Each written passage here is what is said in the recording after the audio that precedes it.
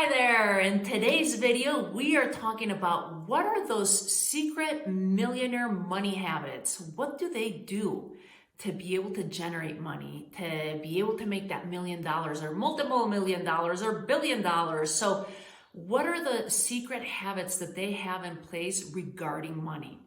Welcome everyone, I am Tanya Vasallo, the founder of The Courage to Be Happy, and I'm thankful to being here today. So let's dive into this one. The first habit I want to talk about is paying yourself first. And I know a lot of you, if you work at a company, this is easier because you can just have an automatic amount of money put into a different account for yourself. And for many of you that are entrepreneurs or that you're freelancers and you work for yourself, I remember this was something that stopped me for many years. It was a habit that took me 7 years to put in place. And I learned it the first time from T. Harv Eker, author of the Secrets of the Millionaire Mind. If you don't know T. Harv Eker, look him up. But one of the things he would say is pay yourself first. And this is when I had just transitioned from corporate into being a freelancer, working for myself. And I'm like, oh my God, but I don't have enough money at the end of the month to pay myself first. How am I going to pay myself first? So I didn't really understand that concept. And I want to break that down for you so that you don't take 7 years like I did to start paying myself first. Because if you can put this habit in place, let me tell you, your money will grow so much faster than you can even imagine. So here's what I want you to do. I want you to open up an account, a bank account, under your name that is called your freedom account or your wealth account. This is not an emergency account that you're gonna be putting money into, and when your car breaks down, you're gonna tap into that account. That's not what it's for. This account is money that you're paying yourself and that you're gonna be putting there slowly and steadily, and you're gonna grow it and grow it and grow it, and then you're gonna use for investment so that your money is working for you instead of you working for your money. So how much do you put in that account? When you're in a situation like I was, you know, where your income's it fluctuates, you're going from feast to famine, you can still put money in. Here's the invitation, and here's what I want you to hear me with this. You want to put in, the habit is more important than the amount. What did I just say? The habit is more important than the amount. So if you just put in $5 every 2 weeks or every week, maybe it gets taken out of, you know, your main checking account, and just, you can go to the bank and tell them, can you put into this savings account $5 every week, where it withdraws from my checking account $5 every week. So that way you don't even have to do it, because if we have to rely on our will, it's much harder to do it ourselves. And then the critter brain gets in and starts making up all the excuses like, well, I could use those $5 for X, Y, and Z, or I could get myself a coffee, or don't. Just have it be done automatically, but you want to pay yourself. And here's why the habit is more important than the amount, is because first, you'll start out with $5 a week or $5 a month. I don't care how much it is. Then you'll start seeing that account growing, and you're like, oh my God, I have $100 in there now. And then it's going to trigger you to want to put more money in there. And then you're going to put $10 a month. And then you're going to put 10% of what's coming into you, whether it's a gift, whether it's from your paycheck, whether it's someone that just paid you. And here's why paying yourself first is more important than anything else. Because do you want to pay your credit cards first, or your phone bill, or do you want to pay you? You're the driving force, you're the pillar. If you're not paying yourself first, you'll end up not having money, you know. So, oh, alarm going off, super sexy. Sorry about that one. Let me just turn it off to not interrupt the video. So you do want to pay yourself first, because you are the most important out of all the people that you have to pay. So that's the first one. And if there's anything you get out of this video, I will give you some of the other money habits, but this is the first one I want you to start out with. And I'll do a more in-depth video about paying ourselves first. Second habit you want to do is tracking your money. So many of us are just scared of our money, and we just dig our head in the sand. We don't want to have anything to do with it. But I can tell you right now from research, millionaires, self-made millionaires know where every penny of their money is. Their money that's invested, the money that they're making, the money that they're paying. They are keeping track of their money. And it's, again, another important habit. Instead of digging your head in the sand, I recommend grabbing the bull by its horns, taking a look at where you're at. And even though this might be so scary because you really don't want to see how much you have in debt, you don't want to see how much you're getting paid.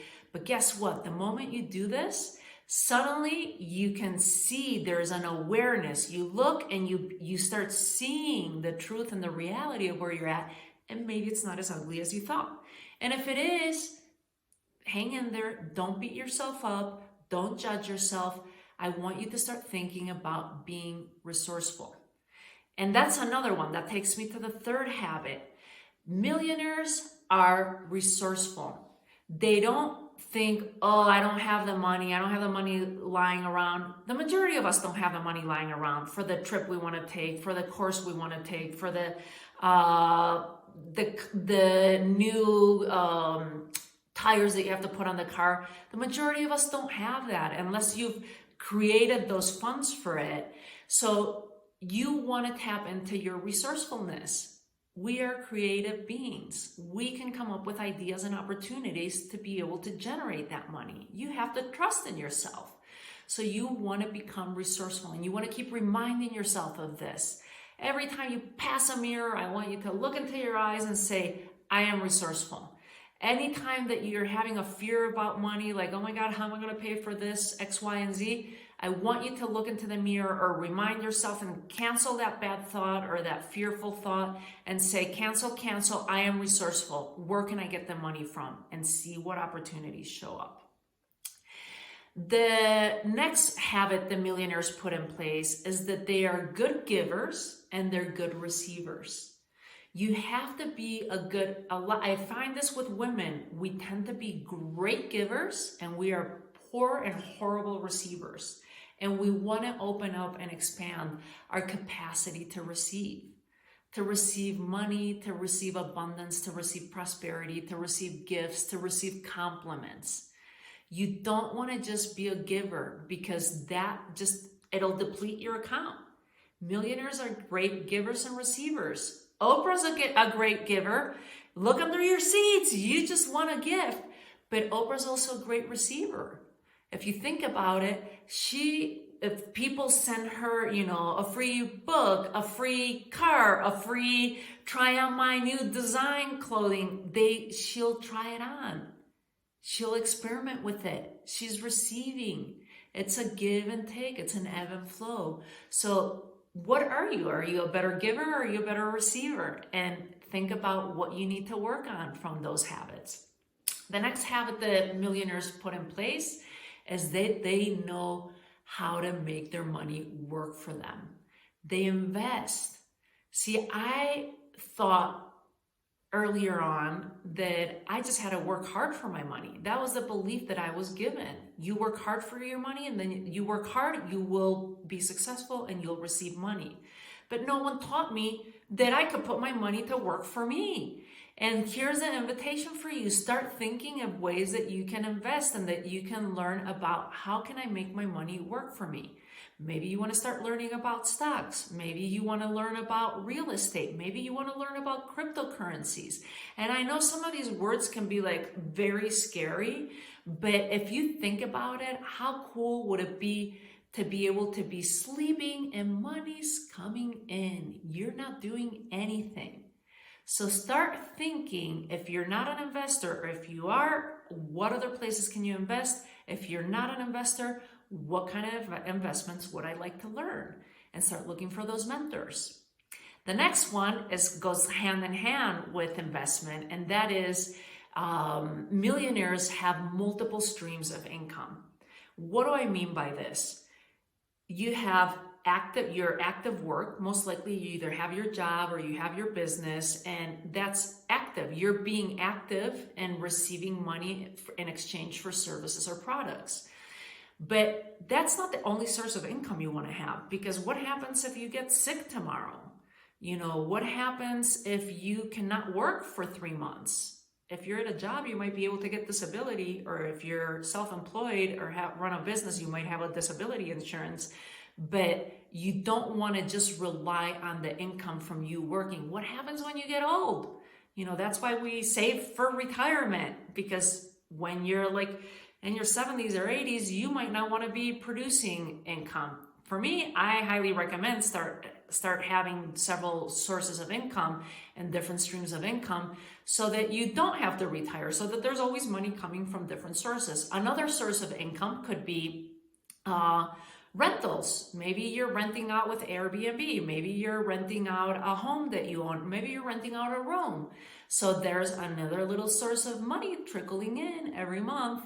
A third source of income, and I'll do a whole other video of ideas of different streams of income, might be your investments in stocks. So again, you're investing in stocks, and then you're getting a return on that investment. You're getting money back. The company's price goes up, you get more money. You could invest in cryptos. You could invest in network marketing, where you have a team, and you keep getting revenue from the people in your downline. Other sources of income. So you just want to have different sources of income, like where are you getting money? Maybe another source of income, if you are in partnership with, a spouse, then that's another source of income that you guys are getting. But you want to have as many as you can. And the average amount of income sources for millionaires is 7. So think about where you're at right now. Maybe you've been doing great. You've been investing in the stock market. Maybe you have real estate. But where are you getting your cash every month besides your job or your business? And if you only have 3 sources of income, maybe consider, how can I bump that up to get to the average of 7, and then putting you on your path to becoming a millionaire. And the last money habit that I want to talk about that millionaires have is that they have mentors, and they have advisors, and they have teachers around them. They have other mentors in money, other teachers and advisors that can recommend. It might be advisors with their taxes. It might be their CPA. It might be advisors like financial advisors. It might be planners. So it might be their real estate advisors. I mean, there's just so many different ways, but they know that to succeed and to get to the top, no one gets there alone.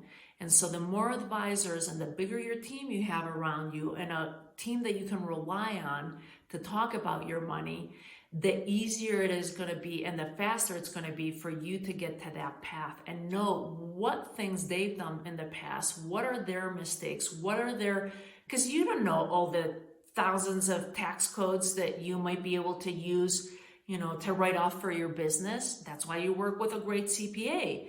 You might not know, or a lawyer, you want to know what are your benefits and how can you maneuver and make money and grow your money. So you want to have that team of advisors, of mentors, of people that have already asked the questions that you might have, or even the questions that you didn't even know to ask, and that are willing to guide you along the way.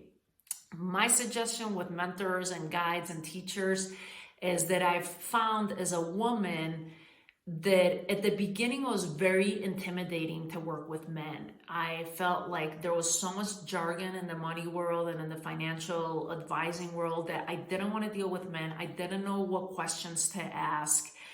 I felt stupid, and I wanted to learn from other women millionaires and learn from women that have grown their wealth, and how did they do that, and get curious about it. Find yourself mentors and teachers and advisors that are in alignment with your values, and that you don't feel dumb and you don't feel stupid asking questions with them. So these are my top tips of what the research says of how millionaires handle their money. What are their money habits? If you found this useful, I highly suggest that you subscribe to our channel so you can get new videos each week as they're coming out. I would ask for you to share with any friends or family. If you can think of 3 people in your life right now that you could share this video that might be useful for them, that are on a journey of wanting to make more money and become millionaires or billionaires, please share this video. And last but not least, I'm going to ask you if you could post in the comments what have been some of these habits that are useful to you, or which ones have been new that you'd like to start incorporating in your life. Please post in the comments. I'd like to get some ideas and see what other videos I can create for you that you're hungry for. And I will be doing some more videos on habits and going more in depth with other ones.